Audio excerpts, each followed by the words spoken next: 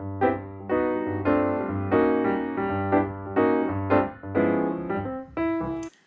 everyone, welcome back to my channel She Sews Happiness. I'm Mary Ellen and here is where I'm sharing all of my sewing makes with you, and hopefully you'll be inspired to try some of them too.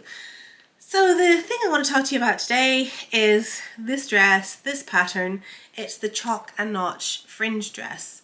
So this is a pattern that I tried probably in the first year when I started sewing. And I loved it. I revisited it, in fact, last year. I made one of my favourite ever dresses. It's a William Morris print in a tencel rami fabric, which I purchased from Pigeon Wishes. Megan just has the most delightful, unique fabrics, and I loved the actual base of the fabric. Rami was something I'd never sewn with before, but the texture of it was just so gorgeous, and it's beautiful to wear. However, as a breastfeeding mom, I was having issues with the fit of the ones that I used to wear until I got pregnant. So I wanted to revisit it because I wanted some to wear now. Also being buttoned down, it's one of the options. You either have this lovely, I'll just pop in a picture, kind of this lovely curved V neckline, or you have the button down option, which is my choice always. Although I'll have to maybe try the other version and see how I get on with that. Maybe I'll like it more on me than I like it on the picture. I think it looks beautiful on some other people. I'm just not sure how it would work for me and my shape and my head, really. But yeah, I thought I'm going to revisit this. I'm going to remake it because I need to put a lot more space just into the bust area. So I did have to size up in the bust and then just grade it back to where it was originally. I also had to do a 1.25 inch full bust adjustment. But other than that, it works pretty well. And I find it really, really comfortable to wear. Now, before I even start talking to you about the pattern, which in itself is wonderful, I do have to talk to you about this fabric. I absolutely love this fabric. So this fabric I got from Jenny Stitches. So do head over to the Jenny Stitches blog where you can read all about this project in more depth. I'm just going to talk to you briefly about it today. But yeah, I got this from Jenny as part of her blogger team. So it was gifted to me, and you know, it's wonderful. Jenny really appreciates the work that her bloggers do. She also gives us a voucher for the time we spend writing our blog and making our garments. But with Valentine's kind of encroaching, and me having not really been sewing with woven fabrics, when I saw this Swooning Hearts print from Fabric Godmother, I just knew that this might be the one to get me back into sewing with wovens and feeling more myself and not just dressing in jersey every day for the comfort and for the easiness. And yeah, so it arrived and I loved it so much. It was totally different from the crepe that I had sewn with once before. I've only ever sewn once with a crepe fabric, and I remember purchasing it because it was a print from an old Lindy Bop release. And Lindy Bop, before they closed down, and I used to wear quite a lot of their clothes, started selling fabrics, and they were selling their fabrics in like 3 meter, what's the word? Lengths is the word. And I bought this, but I think the problem, which I didn't know at the time, was that it was polyester that it was made from. And I just didn't like the feel of it. I didn't like the static that would build up. I should have lined it, but what did I know? I was only starting out. I mean, this was literally at the very, very beginning of my sewing journey 3 years ago. And I just found it nasty, and that dress never got worn. In fact, I might even have disposed of that dress. That's how much I didn't like it. So when I got this and I felt it, I mean, it was totally different kettle of fish entirely. So this is an Ecofero crepe. So Ecofero, if you don't know, is basically a more sustainable type of viscose fabric. Basically, it's made from sustainable wood, which is actually forested in very eco-friendly ways, under controlled resources. And I think it also uses less water and things like that as well in the manufacturing process, which kind of makes it doubly great for the environment. But yeah, it's from a renewable source basically as well, which means you don't have to feel guilty about buying it or wearing. So yes, that's what ecofero is. And crepe itself is not a fabric type. The crepe itself refers to the texture that you get in the fabric. And basically it's like a ripple like texture. So if you feel that, you can feel like almost little ripples in the fabric. And if you look really up close, and I'm not coming that close to the camera because that's a bit dodgy, that's what you would see. So just take my word for it, okay? Basically it's made in such a way that the yarns are twisted in like S shapes and side twists, and that's what gives it that lovely texture, basically. It's a joy to wear, absolutely love it.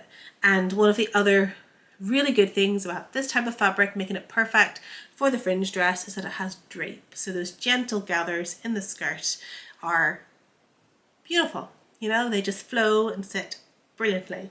Now, because I was so happy that, you know, this area was so well accounted for, I was also sewing another version of this. So there's another one actually here, which I haven't worn yet or taken pictures of, but I will, and I'll share those with you, or maybe wear it one day on my next video.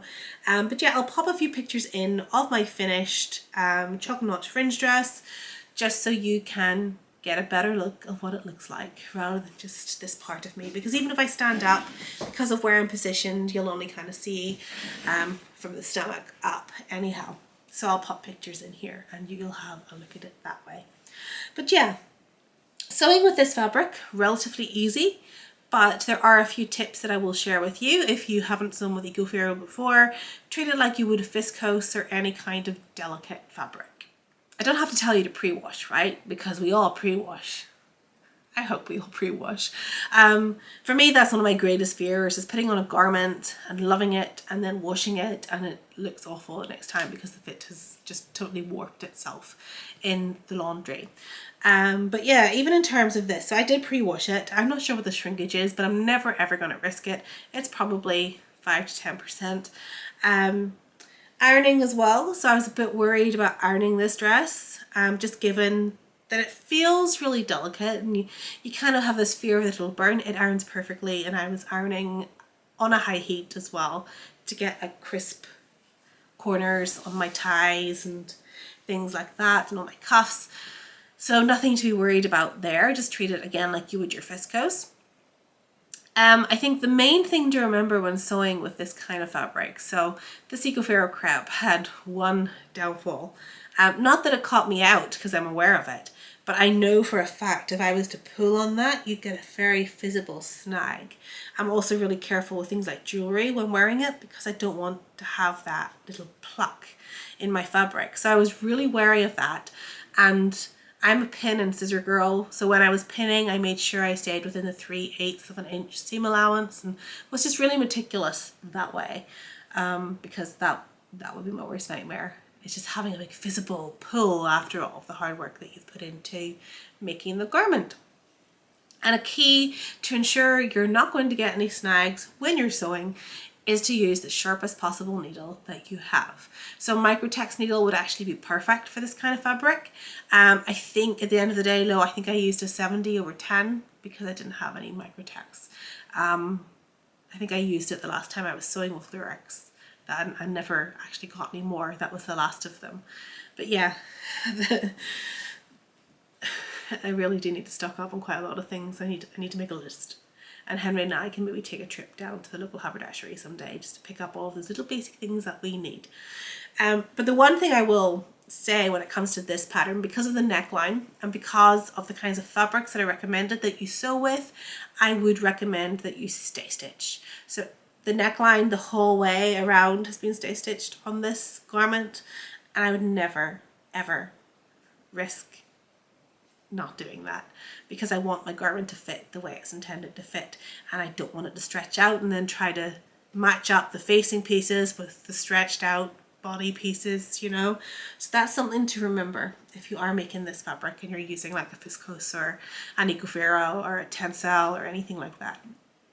But yeah, absolutely loved the sewing process. So if you've seen my last video, you'll know that this is true, because I have 2 other versions of it cut out and ready to go.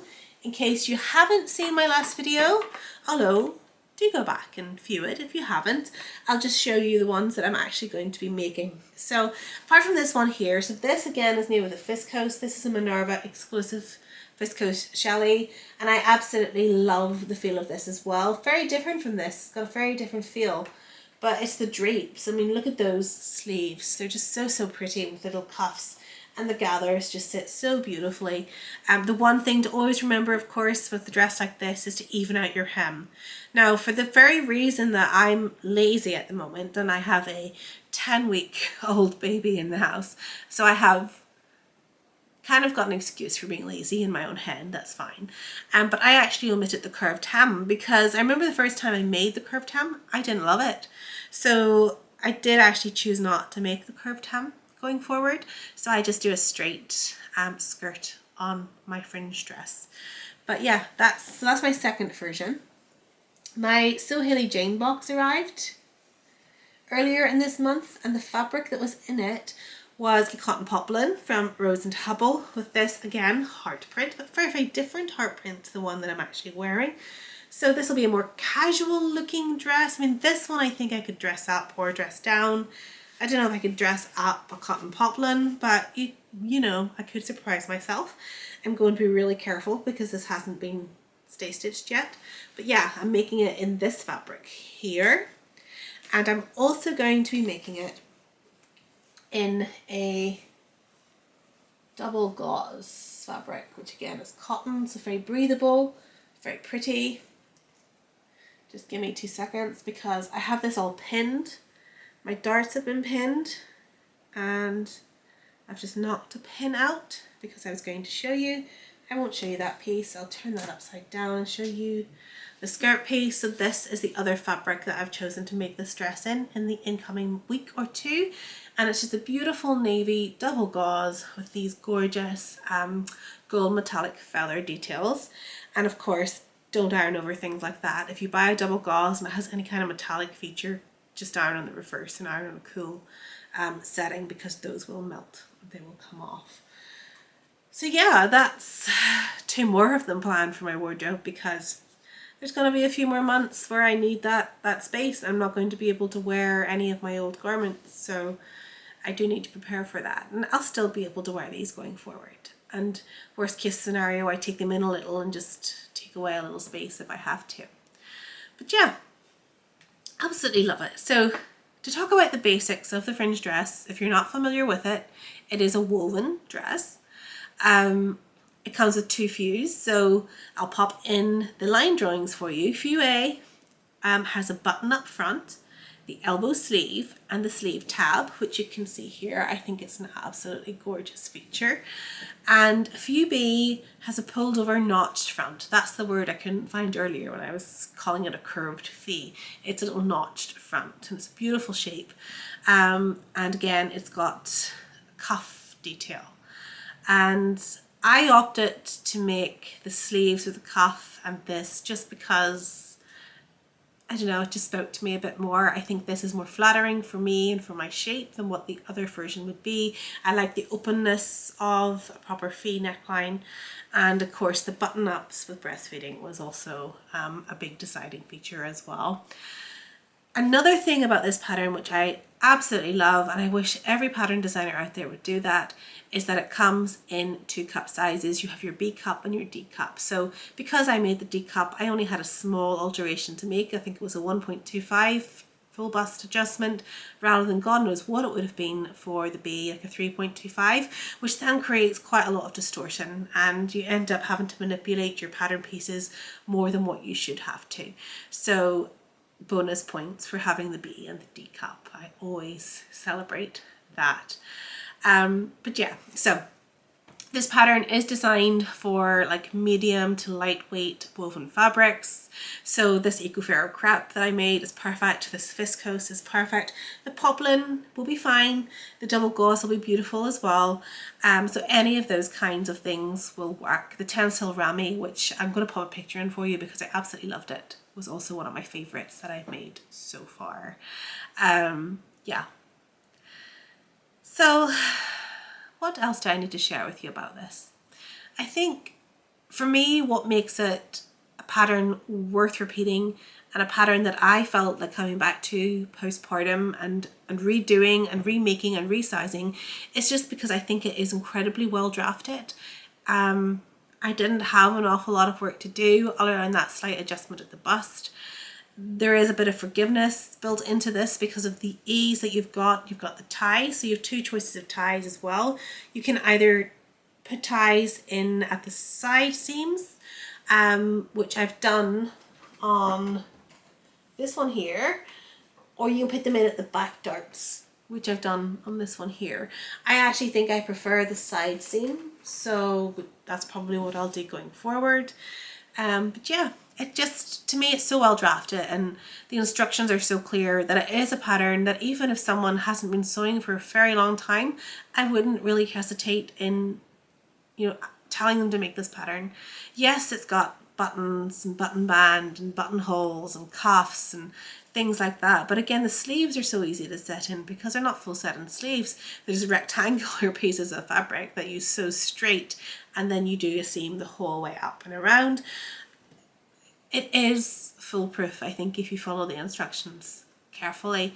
One thing I would tell you to do, however, is when it comes to the ties are very, very thin, which is fine. I have no issues with that. But when you wash your garments and they come out, they have to be pressed because they've kind of bunched up so much. You have to press them so much to get them nice and straight again. So little tip from me, when you actually make your ties, I have actually widened mine slightly on this one just because it was liable to fray a little bit. I've added, I think, 1/2 inch on, but yeah, just be careful with those when you're turning them out if you're using a really fray prone fabric. But what I've actually done is edge stitched mine so that whenever they come out of the wash, they're really simple to just iron back into place. You don't have to sit in footer with them like you would have done the first time you created them. So just a little tip from me. Yeah, I don't really think I've anything else to say about it because to me it's a straightforward make. There's nothing complicated. There's nothing to be afraid of.